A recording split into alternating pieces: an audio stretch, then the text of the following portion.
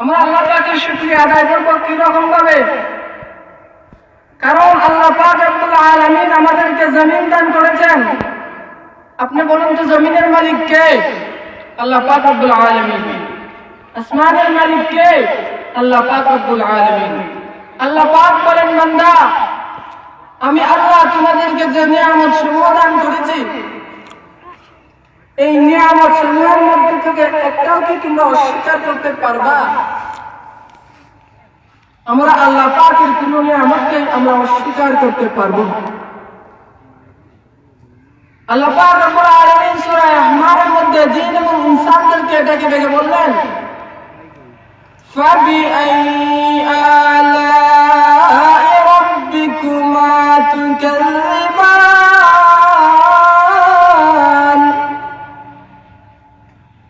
আমি আল্লাহর কোন কোন নিয়ামতকে তোমরা অস্বীকার করবা? আমি আল্লাহর কোন নিয়ামতকে জিন এবং ইনসান অস্বীকার করতে পারবে না। অতএব আমি আল্লাহ পাকের নিয়ামতের শুকরিয়া আদায় করো।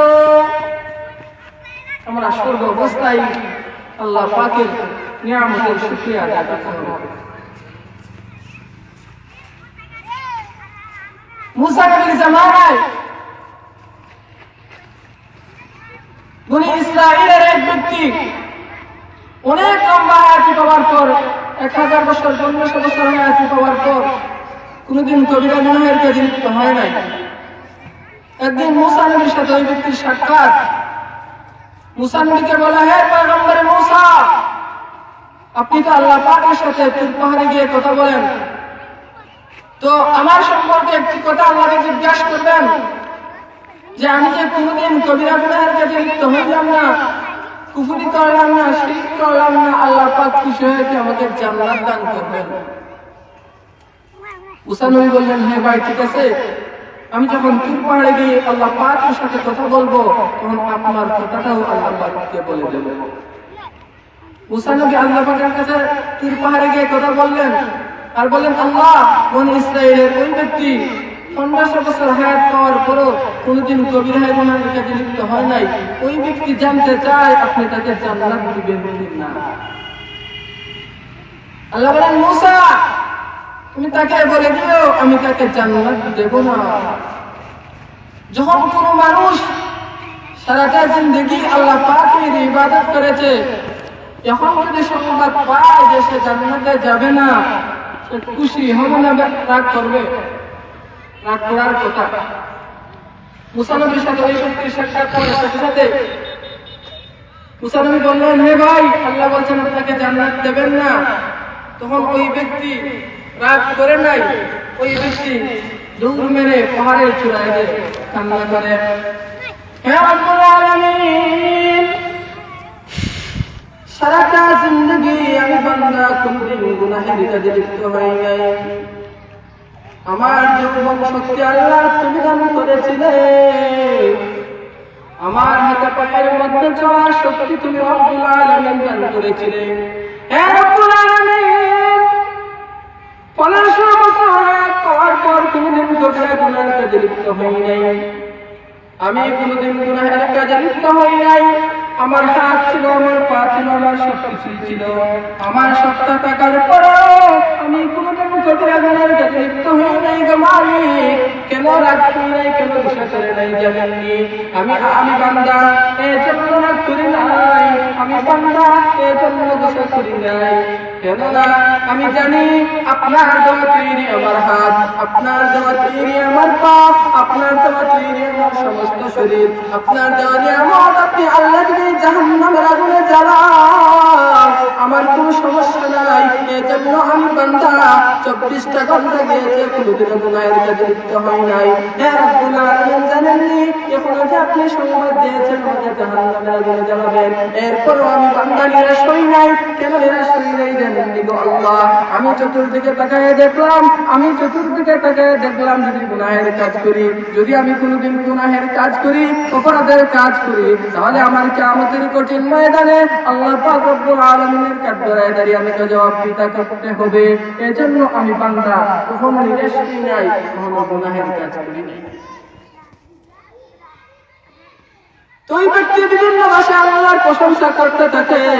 একবার উপদেশ দিতে তারা বললে আনতা যুল জালালি ওয়াল ইকরাম আনতাল হাইয়ুল কাইয়্যুম, ও আল্লাহ তুমি যদি আমাকে মাফ না করো, আমার দুনিয়াতে কোনো যাওয়ার জায়গা নাই, আমার দুনিয়াতে কোনো যাওয়ার জায়গা নাই, এজন্য আপনি আল্লাহ যদি আমাকে মাফ না করেন আমি বান্দা যাওয়ার জায়গা নাই।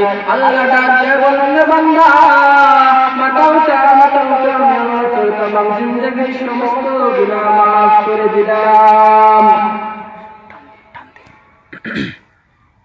এবার মুসা নবীর সাথে ওই ব্যক্তির সাক্ষাৎ। মুসা নবীকে ওই ব্যক্তি বলল, হে ভাই মুসা, আপনি যদি আল্লাহর নবী হয়ে মিথ্যা কথা বলেন, আপনি আল্লাহকে বললেন আল্লাহ আমাকে জান্নাত দেবেন না, অথচ আল্লাহ নিজেই ভাই শুনে রাখো কোনদিন অপরাধের কাজে লিপ্ত হয় নাই। এই জন্য আল্লাহ পাক তোমাকে সামান্যতম পরীক্ষা করে দেখেছেন, দেখি আমার বান্দা সারাটা জিন্দেগি আমি আল্লাহরে বলে নাই, সুখে দুঃখে সব সময় আমি আল্লাহ পাককে দেখেছে, সুখে দুঃখে সব সময় আমি আল্লাহ পাকের ইবাদত করেছে, কখনো আমি আল্লাহর ইবাদত থেকে গাফিল হয় নাই। এই জন্য আল্লাহ তোমাকে মাত্র পরীক্ষা করেছেন। আমার তিলাওয়াত কি আয়াত শোনা। يا أيها الذين آمنوا اتقوا الله حق تقاته ولا تموتن إلا وأنتم مسلمون। আল্লাহ বলেন হে ঈমানদাররা, তোমরা আমি আল্লাহকে ভয় করো, তোমরা আমি আল্লাহকে ভয় করো, প্রকৃত মুমিন না হয়, প্রকৃত মুসলমান না হয় তোমরা কবর জগতে আসবে না। এর মানে কি? আমরা তো আল্লাহই বলছেন আইয়ুহাল্লাযীনা আমানু, হে ঈমানদাররা তোমরা প্রকৃত মুসলমান না হয় কবর জগতে আসবে না। তো মুসলমান কারা?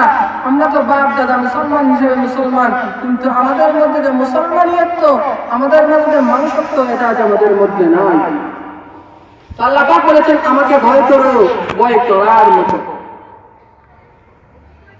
আল্লাহ পাক বলেন আমি আল্লাহ যত বড়, আমি আল্লাহর ভয়টা হতে হবে তত বড়। কারণ পুলিশে যে কোনো ব্যক্তিকে দৌড়ায়, ওই ব্যক্তি ঘুম হারাম হয়ে যায়, শীতের রজনীতে ঘুমায় না, বাড়িতে ঘুমায় না, জাপ জঙ্গলের মধ্যে।